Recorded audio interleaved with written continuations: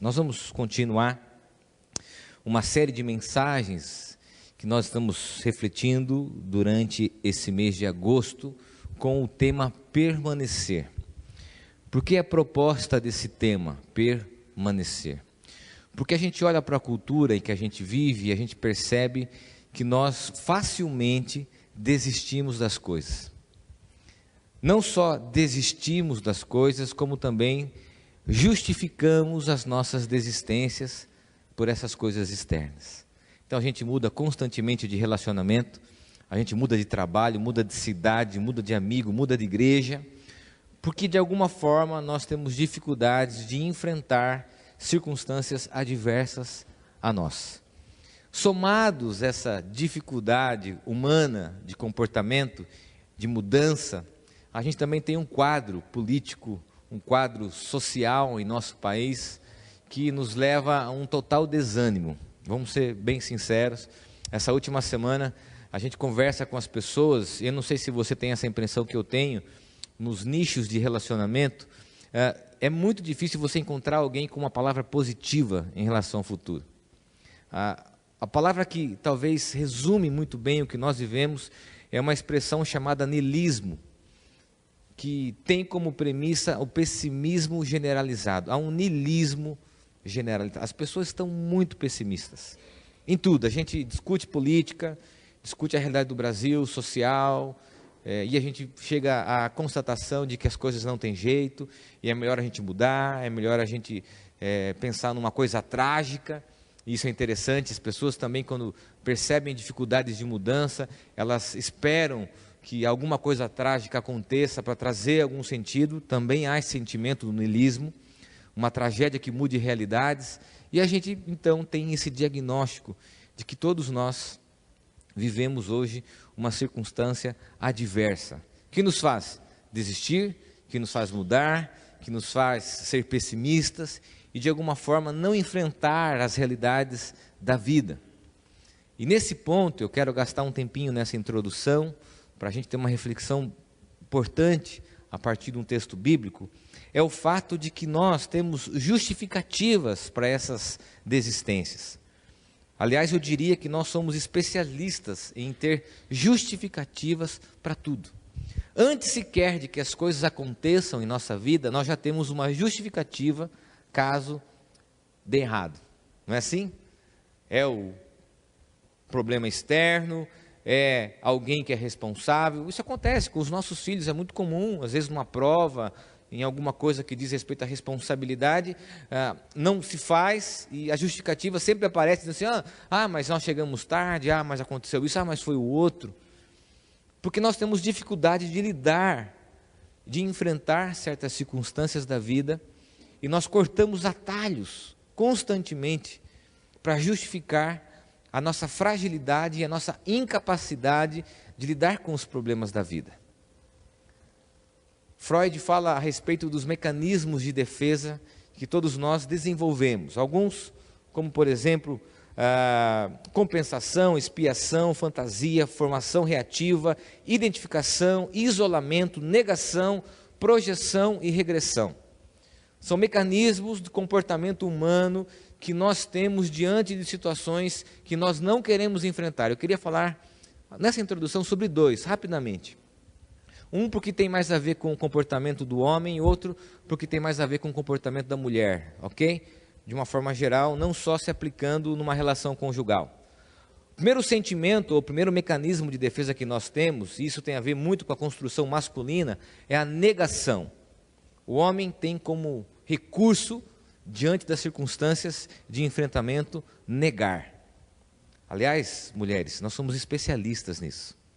Um exemplo, talvez, de uma ilustração que eu já dei algum tempo atrás, aqui falando sobre relacionamento familiar, é se a mulher chega no quarto e olha uma toalha molhada em cima da cama, e vai perguntar, amor, o que essa toalha molhada está fazendo em cima da cama? Quem que deixou aqui? Mora só o casal, recém-casado na casa.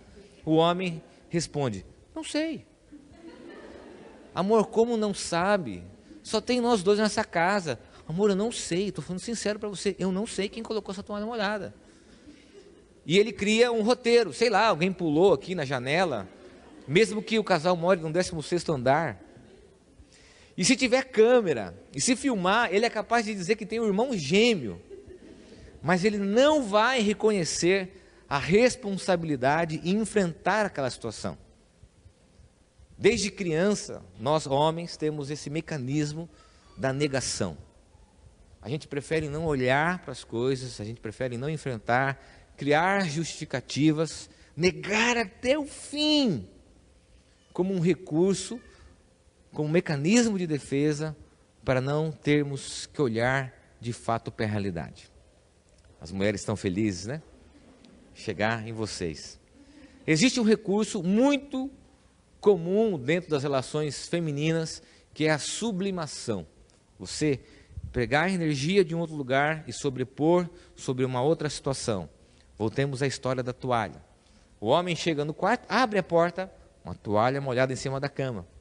E aí ele faz a pergunta que ele não deveria ter feito. Ele diz assim: amor, o que essa toalha está fazendo em cima da cama? A mulher então vira-se para ele e diz assim: você tem coragem de falar dessa toalha se eu lavo a roupa nessa casa? Se eu tenho que passar a sua roupa, fazer o seu almoço, você não faz nada. Ela tira a energia de um outro lugar e coloca naquele lugar, e o homem diz assim: tá bom, eu dobro essa toalha, eu estendo essa toalha, não se fala mais nisso. Não é assim? Nós sempre vamos perder, porque essa capacidade de não reconhecer o homem e a mulher, quem foram as pessoas que deixaram aquela toalha ali, são os nossos mecanismos de defesa. A gente faz isso habitualmente nas nossas relações, com uma grande dificuldade de enfrentarmos, de nos colocarmos diante da situação real. De quem é essa toalha? Minha. É isso. Agora, diante desse problema e dessa constante justificativa pelas nossas falhas, há uma proposta bíblica, porque muita gente tem medo daquilo que pode acontecer, e o homem tem medo de reconhecer, falar assim: nossa, se eu disser que essa toalha é minha, eu vou ficar escutando um sermão. A mulher não quer mostrar fragilidades, a gente tem medo das consequências das coisas, teme aquilo, e a gente prefere fugir. E diante desse diagnóstico do comportamento humano, eu queria propor o seguinte tema: não temer. E aqui tem uma linha subliminar política, estou brincando, ok? Não temer. Eu acho que 92% da população brasileira, e aqui eu falo sem polarizar, é a única coisa que une o país, é essa expressão, ok? Temer. Não temer no mundo de justificativas. Não temer no mundo de justificativas. Eu quero ler com você o texto bíblico de Isaías, capítulo 43, do versículo 1 ao versículo 7. E antes da gente ler esse texto, é importante a gente construir aqui a narrativa de Isaías. O profeta Isaías, preste bem atenção, está localizado em 3 momentos históricos. Os capítulos iniciais de Isaías dizem respeito ao pré-exílio. O profeta, como oráculo, como voz de Deus, está falando para o povo: olha, cuidado com o comportamento de vocês, cuidado com a forma que vocês cultuam a Deus, cuidado com a forma que vocês se omitem aos pobres, à sociedade, aos problemas, às viúvas, porque se vocês não se arrependerem, vocês vão colher as consequências dos seus atos. O profeta está no início do livro de Isaías, apontando para o risco e para a consequência dos atos de Israel. Então, esse primeiro momento, os capítulos iniciais de Isaías, dizem respeito a esse momento pré-exílio.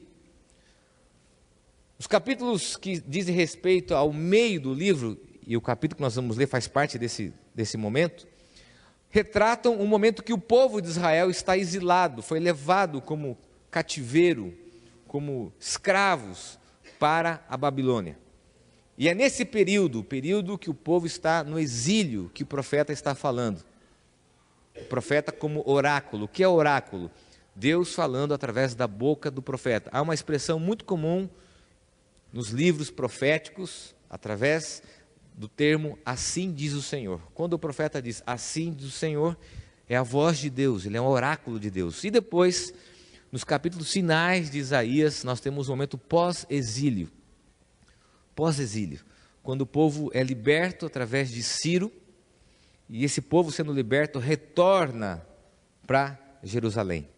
E é no contexto da escravidão, do exílio, que o profeta Isaías, como oráculo de Deus, diz o seguinte: mas agora assim diz o Senhor que te criou, ó Jacó, e que te formou, ó Israel, não temas, porque eu te remi. Chamei-te pelo teu nome, tu és meu. Quando passares pelas águas, eu serei contigo. Quando pelos rios, eles não te submergirão. Quando passares pelo fogo, não te queimarás, nem a chama arderá em ti, porque eu sou o Senhor teu Deus, o Santo de Israel, o teu Salvador. Dei o Egito por teu resgate, e a Etiópia e Sebá por ti. Visto que foste precioso aos meus olhos, digno de honra, eu te amei. Darei homens por ti e povos pela tua vida. Não temas, porque eu sou contigo. Trarei a tua descendência desde o Oriente e a juntarei desde o Ocidente. Direi ao norte, entrega, e ao sul, não retenhas. Trazei os meus filhos de longe e minhas filhas da extremidade da terra, a todos os que são chamados pelo meu nome e os que criei para a minha glória e que formei e fiz. A primeira consideração dessa narrativa diz respeito ao momento do povo. O povo estava questionando, dizendo o seguinte: por que nós estamos aqui no exílio? Embora o profeta insistentemente tenha alertado Israel do que poderia acontecer, é no momento de escravidão que o povo questiona se Deus está perto, se Deus está ali com eles. Talvez seja muito comum a gente ter esse sentimento de que Deus está distante, Deus está longe, Deus não está olhando para a nossa história de vida, Deus não está vendo o nosso sofrimento, Deus está indiferente àquilo que nós estamos vivendo. O que o povo está sentindo é exatamente isso que muitos de nós em algum momento já sentimos. E o profeta traz como início, como consideração inicial, a seguinte questão: Deus conhece quem nós somos e a nossa história. Se você parar para pensar em alguns elementos do texto, o profeta, como oráculo, diz assim: olha, eu conheço você, Jacó, e você, Israel. Deus sutilmente, através desse oráculo, está dizendo o seguinte: eu conheço quando você era lá no início, Jacó, na sua origem da sua história. E conheço quando eu te dei um propósito e você se tornou Israel, uma nação. Deus faz essa reflexão e ainda chama pelo nome. Quando ele usa essa expressão, chamar pelo nome, ele está reconhecendo a identidade de Israel, assim como ele reconhece cada um de nós, quem nós somos. Deus sabe exatamente quem nós somos, a nossa história de vida, a nossa narrativa, e se a gente olhar para a história de Israel, o que Deus está dizendo para o profeta é o seguinte: eu sei que vocês estão vivendo dias difíceis, mas a minha relação com vocês não depende só desse momento. A minha relação com vocês iniciou lá atrás. Eu conheço toda a narrativa, eu conheço o início da história. Eu chamei vocês pelo nome, Jacó e Israel. Eu conheço quem vocês são, ao ponto de reconhecer o momento que vocês estão vivendo. É interessante esse chamado de Deus, porque quando ele faz isso, ele reivindica a paternidade, a origem do povo. Tem muita gente que me pergunta por que no Antigo Testamento Deus é retratado como pai. Porque naquele contexto a paternidade está ligado à filiação, à origem. E Deus tratando de Israel como o seu filho, como a nação escolhida, é uma forma de dizer que aquele povo tem uma filiação, tem uma origem. E Deus então se coloca através desse oráculo dizendo: eu conheço Israel. E vocês não podem avaliar a nossa relação apenas nesse momento histórico, mas avaliar que eu conheço vocês desde o início da história de vida de Israel. E é isso que Deus nos diz hoje, que Deus conhece a nossa história, que Deus sabe quem nós somos, Deus conhece a nossa narrativa, aonde nós nascemos, como nascemos, a nossa experiência diante do nosso nascimento, do nosso acolhimento familiar ou não, da nossa primeira infância, da nossa adolescência e os nossos sentimentos à flor da pele, da nossa juventude, depois na nossa vida adulta e até hoje, naquilo que nós estamos vivendo. Deus está dizendo: eu sei, eu conheço. É interessante a gente pensar, quando Deus usa esse oráculo e Ele reconhece o início da história, da narrativa de Israel. Alguns anos atrás, eu perdi a minha mãe, nós fomos velá-la na cidade onde nós nascemos, e logo após, nós fomos na casa em que eu morava há muito tempo. Eu não ia lá, e a gente tem essa memória ativada por sonho, né? A gente sonha, às vezes, e fala: puxa, eu queria tanto ir lá, e eu fui com alguns dos meus irmãos, e quando a gente entrou na casa, eu imaginava a casa tão grande, né? Enorme, e de repente você vê a casa pequena. Nós morávamos em 3 cômodos, e você começa a acessar na sua mente aquela história, como que foi, da onde você saiu, a sua origem, as dificuldades, até você reconhecer aquilo que você é hoje. E quando Deus traz nesse oráculo essa expressão, chamei pelo nome, é dizendo o seguinte: eu sei o início da sua história, eu sei quem você é. E isso nos faz pensar, em primeiro lugar, em resposta a essa consideração, que não há por que nos justificarmos e nos omitirmos diante das situações da vida. Deus sabe quem nós somos. Então, por mais que as justificativas possam servir as pessoas que estão à nossa volta, para Deus não serve, porque Ele sabe quem nós somos. E nessa relação não há o medo e a indisposição de que Deus nos julgue, porque talvez muita gente precisa resgatar a compreensão desse Deus Pai, expressa numa oração do Max Lucado, que diz assim: Pai amoroso, elimina toda dúvida e temor de minha mente, que eu viva animado e livre de toda a insegurança. Quando Deus fala através do profeta, Ele está reforçando a paternidade e a relação que Ele gostaria de ter com Israel. Também expressa, através dos termos que Ele usa, visto que fosse preciosa aos meus olhos. Quando eu era pequenininho, na cidade que eu nasci, a gente ia na igreja e alguém colocou na igreja, assim na parede, no fundo, um versículo fora do contexto, de Abacuque, dizia assim: o Senhor Deus está no seu santo templo, cale-se diante dele. Então a gente entrava na igreja, vou usar uma expressão aqui antiga, a gente era arteiro, né? Lembra disso? Só os mais novos não sabem o que é isso, procura no Google, arteiro.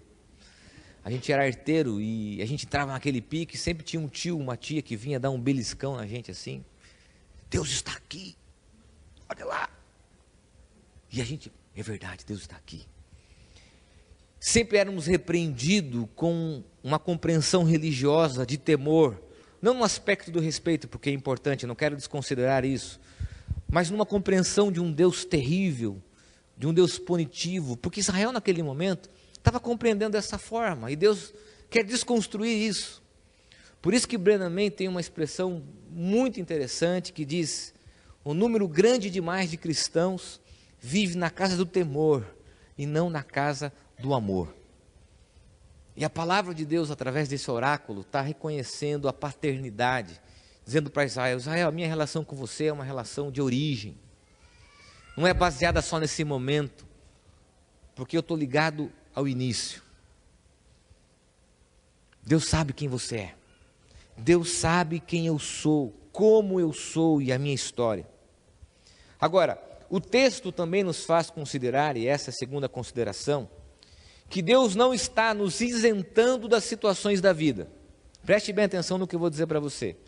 Deus não está nos isentando das situações da vida.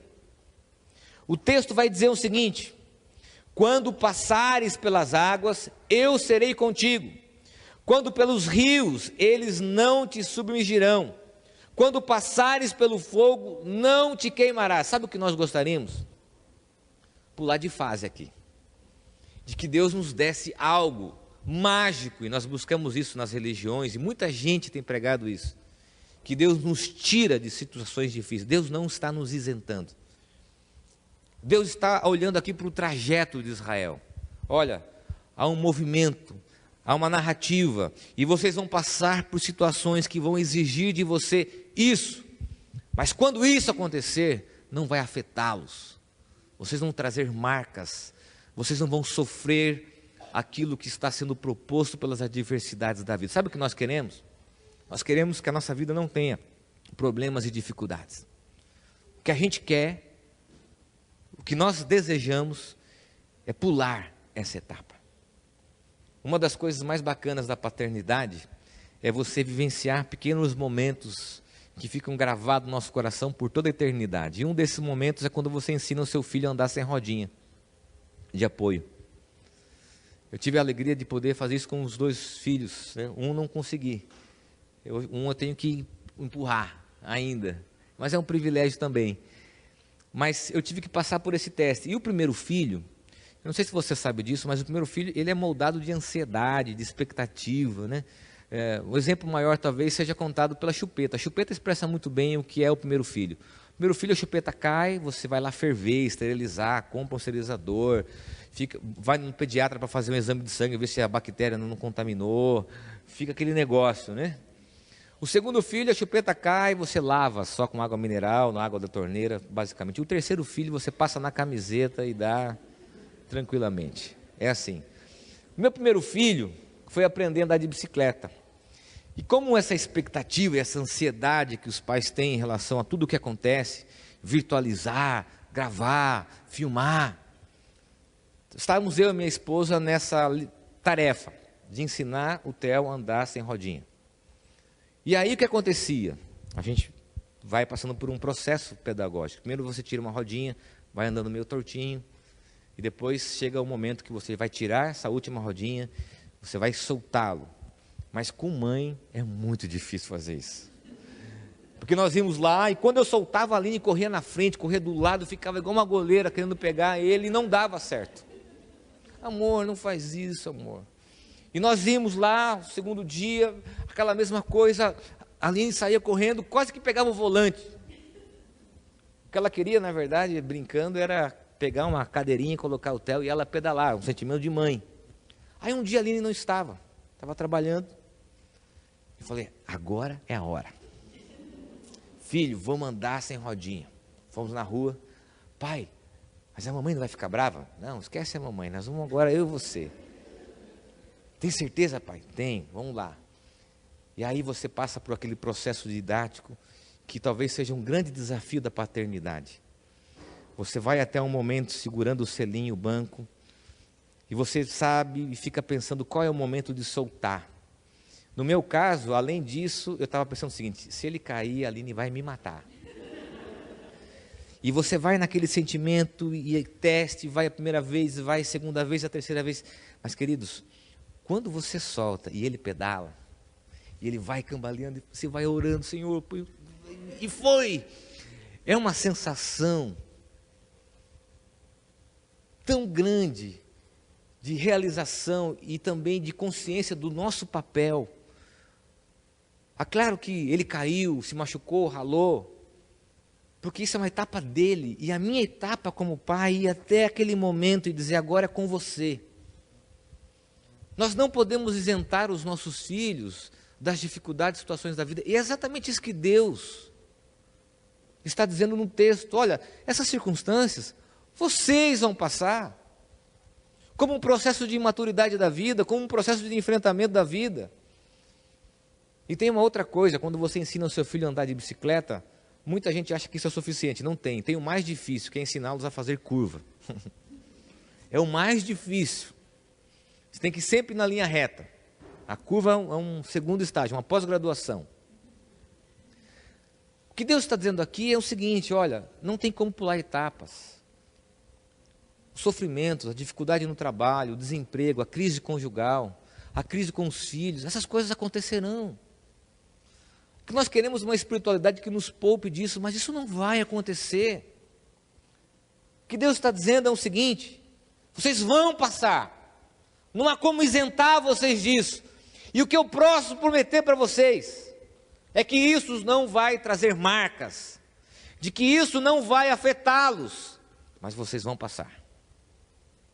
Vocês vão enfrentar. Como eu queria na minha vida, quando estava estudando esse texto, considerando de que algumas coisas não tivessem acontecido na nossa história, na minha e na minha esposa. Como eu queria.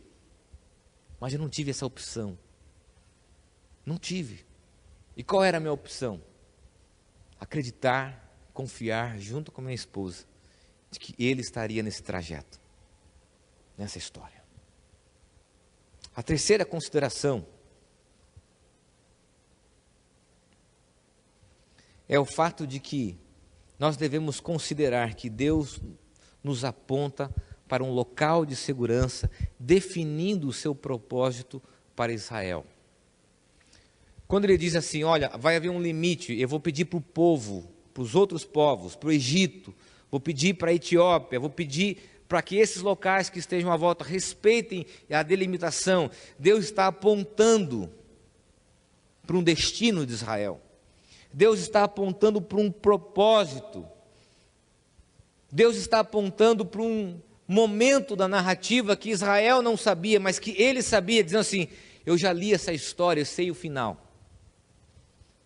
E é lá, naquele local, que está o propósito que eu tenho para a vida de vocês, não é aqui. O que nós temos que ouvir diante das circunstâncias da vida é uma expressão que eu gosto sempre de ouvir nos momentos difíceis. Sabe qual é? Vai passar. O que Deus está dizendo é exatamente isso. Vai passar. Vão haver circunstâncias difíceis, mas vai passar, porque o destino do mapa, o ícone do Google Maps, não está aqui na Babilônia, está naquele local que eu prometi para vocês. Há uma frase do Max Lucado que retrata exatamente o que Deus quer dizer ao povo. Ele diz assim, Deus nunca disse que a jornada seria fácil, mas Ele disse que a chegada valeria a pena. Como eu preciso ouvir isso? Minha esposa está ali ouvindo, como nós precisamos ouvir isso? Nessa infantilidade, nesses mecanismos de defesa, nessa luta constante, querendo nos livrarmos das coisas de uma forma infantil, imatura. Deus está olhando para um propósito, para o final dessa narrativa, identificando um local seguro, que nos faz ter a certeza de que vai passar. Eu quero dizer para você que está enfrentando uma situação muito difícil na sua vida, não sei qual é, desde um conflito simples, desde um problema financeiro, de um problema de... não sei. A palavra de Deus é a narrativa e esse oráculo nos diz, vai passar. Vai passar.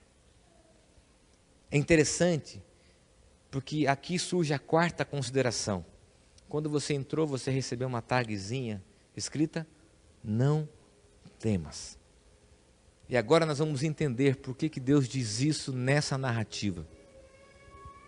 Nós compreendemos que Deus sabia do início da história.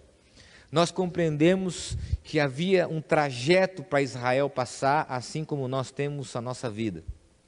Nós compreendemos que há um final da história, um ponto e um local seguro. Vamos usar esse imaginário da narrativa, é exatamente isso que Deus está dizendo através do profeta. Israel, eu conheço a origem da história de vocês, eu conheço o trajeto da história de vida de vocês, e eu conheço o final da história de vocês. E é exatamente nesse momento que Deus diz, não temas. Sabe o que eu acredito lendo esse texto, estudando esse texto? que Deus diz essa palavra não temas, não no início da caminhada. Ele não chega aqui e diz assim, olha, você está vendo essa estrada? Olha para ela, vai passar chuvas, vão passar situações difíceis, mas continua. Deus não está dizendo, não temas, no início da narrativa, empurrando a gente para a vida. O que eu imagino da história é Deus no final, no propósito, e é exatamente isso que o texto nos ensina. Deus olhando para a gente, como se estivesse olhando para o Felipe, que está lá no fundo, dizendo assim, Felipe, você está me enxergando aqui, Felipe? Não temas, venha, eu sei o final da história.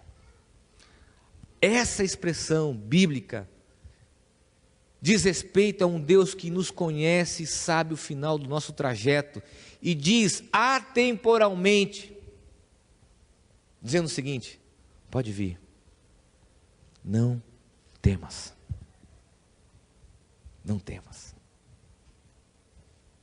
Eu tenho 3 filhos, o Luca, por ser filho caçula, não teve o mesmo privilégio do mais velho. Por exemplo, não teve escolinha de natação, uma série de coisas que o primeiro filho tem e o segundo não tem, além de ter menos fotos, ok? Esse é um problema dos caçulas, né? Usar as mesmas roupas, né? Por aí vai. Mas eu tive que ensiná-la a nadar, e eu aprendi a nadar no rio. Como que pobre aprende a nadar no rio, como eu aprendi? Primeiro é não se afogar, então a gente nada desesperadamente. A Aline aprendeu a nadar em escolinha e tal, então nós vamos nadar assim, ela nada, aquelas passadas chiques lá, e eu pareço, estou lidando só para não me afogar. E aí estava acontecendo o seguinte, a Aline procurou, falou assim, ó, o Luca não sai do rasinho, mesmo sabendo, tem algum medo, algum receio, a gente mora num condomínio que tem uma pequena piscina lá, comprida, e os amigos já estão nadando, o irmão está nadando, e ele fica lá constantemente no rasinho. Já tentei várias coisas, não consegui. Eu estava num período de férias, eu falei, vou gastar um tempo para ensinar o Luca a nadar. Na verdade, tirar o medo dele, porque ele sabia nadar. E aí, na piscina tem um raso, e depois ela fica funda, e ela vai afundando até o ponto mais alto. E eu fiquei pensando, como que eu vou ensinar ele a nadar se eu só sei não me afogar e boiar? É exatamente isso. Boiar é uma grande técnica de livramento. Eu comecei a pensar numa didática, num processo didático para a vida dele. Eu pensei o seguinte, bom, se eu ficar lá no fundo pedindo para ele vir, eu preciso trazer segurança para ele em primeiro lugar e dizer para ele que eu estou com ele. Então eu fiquei próximo ao raso e falei, Luca, olha para mim, vem com o papai. E ele veio. No outro dia, isso demorou um processo, eu dei 2 passos para trás e falei, filho, olha para o papai, vem aqui. Ficava indo e voltando. No outro dia eu disse assim, filho, agora você não precisa mais me olhar, você pode vir por baixo da água, porque eu vou estar aqui. E eu dava outro passo para trás.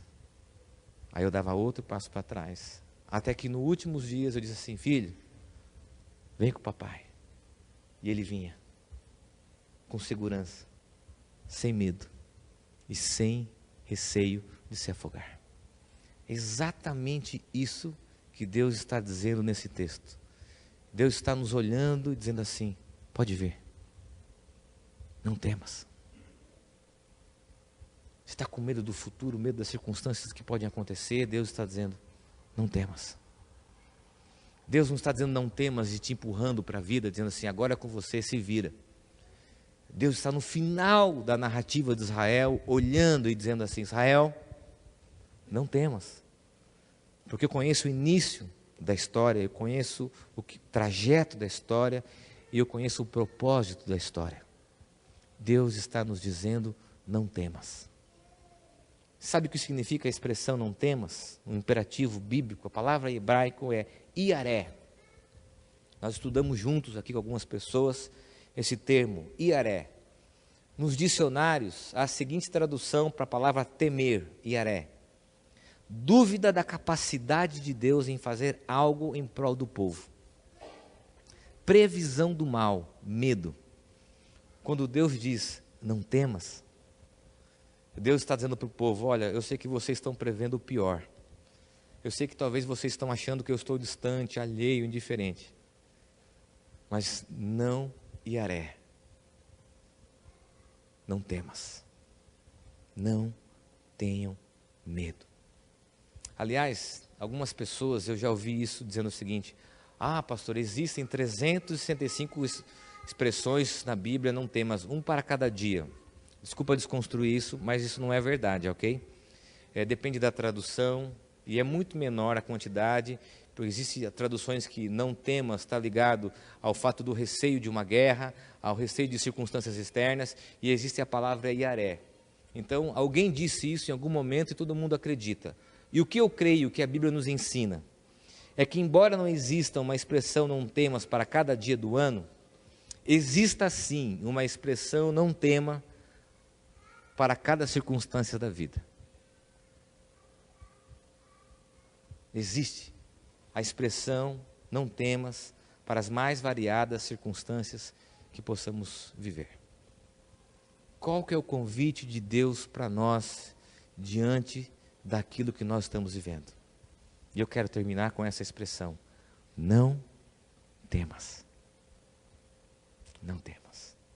O convite de Marcos Lucado é o seguinte: não permita que o medo tome conta da sua vida, ainda que o temor destrua a nossa confiança, a fé e a esperança irão restaurá-la. Amém?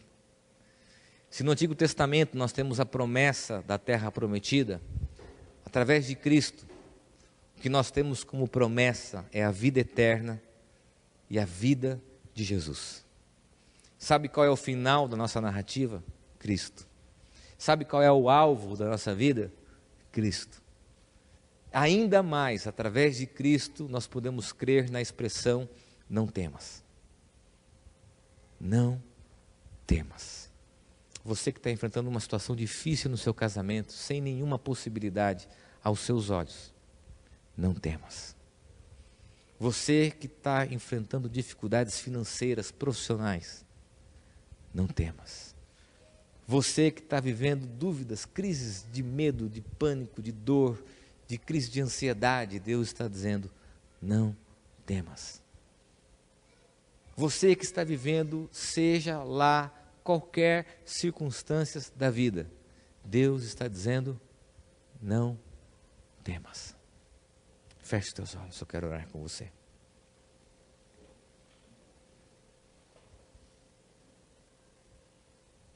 É muito difícil a gente reconhecer os nossos erros. Reconhecer, assim como Israel, reconhecer que o exílio só aconteceu em função das suas próprias escolhas. Assim também como é comum a gente culpar Deus pelos nossos exílios. Justificar. Achar que Deus está distante. Deus está dizendo, não, não Israel. Não, eu conheço Jacó, seu passado, e conheço Israel, a sua origem. E digo mais, circunstâncias virão, e essas circunstâncias difíceis que virão, talvez você está vivendo isso, elas não te afetarão, porque você vai passar por elas. E ele diz, olha Israel, a promessa que eu tenho para vocês não é o exílio. A promessa que eu tenho para vocês é o local de origem, Jerusalém. Mas não uma Jerusalém frágil, exposta aos problemas civis. Não, eu vou dizer para os povos que estão ao lado de vocês, para que esses povos não invadam, não façam mais isso, porque lá é o local seguro. E é desse local seguro, é desse lugar que Deus diz a Israel, não temas. Deus nos olhando do propósito e dizendo para nós, pode vir, olhe para mim, ouça a minha voz, não temas. Senhor,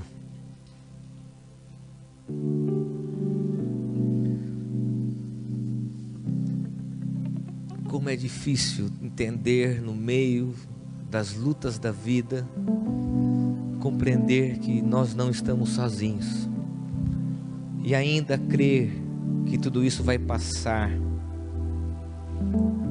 e ainda crer que o Senhor nos faz companhia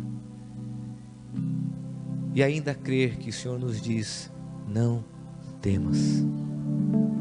Ó Deus, que essa palavra nos abrace, que essa palavra invada o nosso coração, que essa palavra, ó Deus, invada a nossa mente, e que dia após dia, circunstâncias após circunstâncias, possamos ouvir do céu e da Tua palavra: não temas.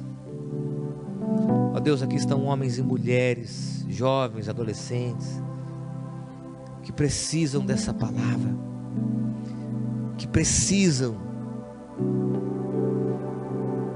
descansar na promessa,